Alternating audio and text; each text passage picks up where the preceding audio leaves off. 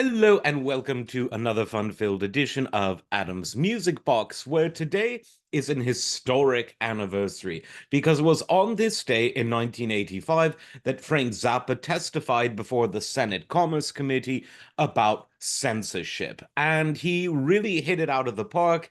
And it was a moment that will live in infamy, but in a good sort of way. But let's just talk about what was going on at the time and why it was so important. So, in the mid 1980s, I believe it started in 1984, a group of what Frank Zappa called bored Washington, D.C. housewives decided to form an organization called the PMRC, the Parents Music Resource Center. And what this was a pressure group that was trying to get record labels to censor musical content. They claimed otherwise, but everyone knew that this was ideally, from their perspective, an attempt to directly censor music and indirectly a chance to suppress music, what today we would call shadow banning on social media platforms. And this incensed Frank Zappa, who understood quite rightly that great art, or mediocre art, or bad art, art of any quality, because the quality is in the eye of the beholder, but art cannot function in a society that doesn't give the artist free rein to do whatever the hell the artist wants.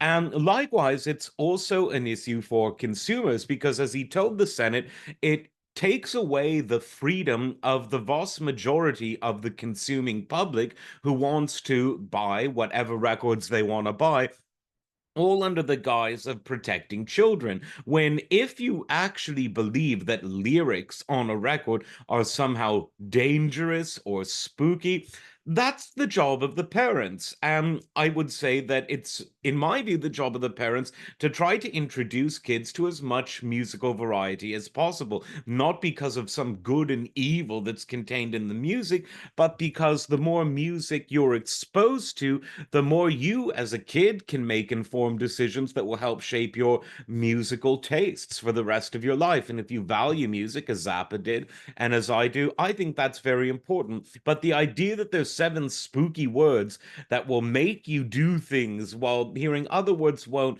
is just really, really stupid. So when Zappa went before the Senate Commerce Committee, he began by reading the First Amendment to the US Constitution, which explicitly restricts the government from infringing on many things, but primarily free speech. It also talks about the right to assembly. And he went on to talk about the ridiculousness, the overbroad nature of the proposals of the PMRC. And he also talked about how there was a fiscal element to it. Yes, money corrupted the whole situation. Yet again, because the record labels wanted the Congress to pass a blank tape tax, a tax that would allow the companies to levy additional payments above the MSRP on blank tapes in order to sort of stick it to the kids who at that time were recording from the radio on a blank tape, or recording from an LP, or recording from a professionally bought cassette. And it was basically the record labels trying to chase their tail in a minor way, a sort of prelude to what they did with Napster. So the record labels wanted money, and these bored women in the Senate wanted censorship. Two things, if they were to exist independently, could probably be addressed somewhat rationally. But when you combine them, you got the shitstorm that we all saw, where there was horse trading going on. The record labels basically agreed to sell their own artists down the river and sell the basic fundamental thing that makes the record industry what it was, the ability of artists to communicate through their art and the ability of consumers to buy it if they want to. They sold that principle down the river in order for them to get an easy ride through the various committees of the House and Senate for a tax that was really just about subsidizing an industry without actually providing any value to the public. And that should have been a big scandal.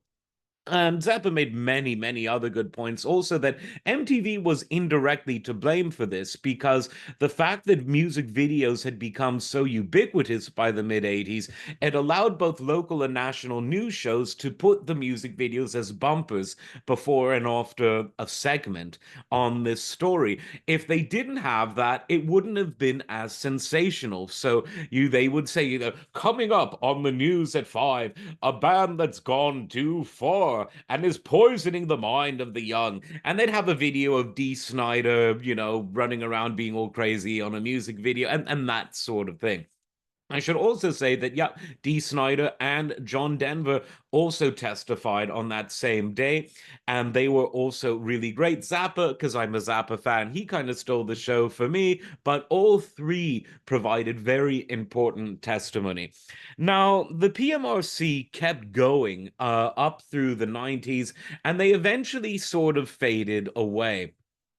But they raised a lot of important issues. Not that I agreed with any of them, but they raised the issues of how much will a society tolerate censorship? And I personally, like Zappa, don't think that it should be tolerated at all. But what they did expose is that if you have a slick haircut and expensive public relations and a sympathetic media, and they had all three of those, you can convince people who are otherwise rational people, or at least people aiming to be rational, you can convince them to do stupid things that go against their own interests and go against the interests of their society. And we're seeing it today. Today, it isn't so much the music industry because the music industry isn't big bucks like it was in the 1980s, but we're seeing it in the tech industry, which is very big bucks. They're trying to censor social media. So Tipper wanted to censor Prince because of masturbation. And today they want to censor social media because of misinformation. Back then they wanted to censor a lot of heavy metal music because of the occult.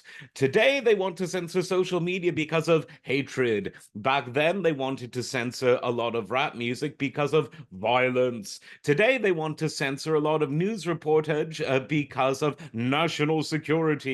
It is the same pile of steaming turds. The language changes only a bit. They modify the adjectives ever so much, and they focus on whatever industry in the sort of world of communications and expression is the most prevalent. Of course, in the 80s, every young kid wanted a record collection, wanted to be in a band, wanted to share music with his or her friends. Today, people want to be on TikTok. People want to express their feelings on Twitter. People want to connect with family on Facebook. People want to show off their semi clothed bodies on Instagram and their not clothed bodies on OnlyFans. And the government doesn't want you to do that. And at best, they'll just tax you. They'll find a way to make it expensive. At worst, they'll censor you. And if you really say things that they don't like, particularly the truthful stuff, they're not actually concerned with misinformation. They're concerned with information, which is why Julian Assange spent a long time in prison and only recently miraculously got out. So beware of all of this. And if you really want to cleanse your mental timeline, go and watch Zappa's testimony from 1985 while you still can.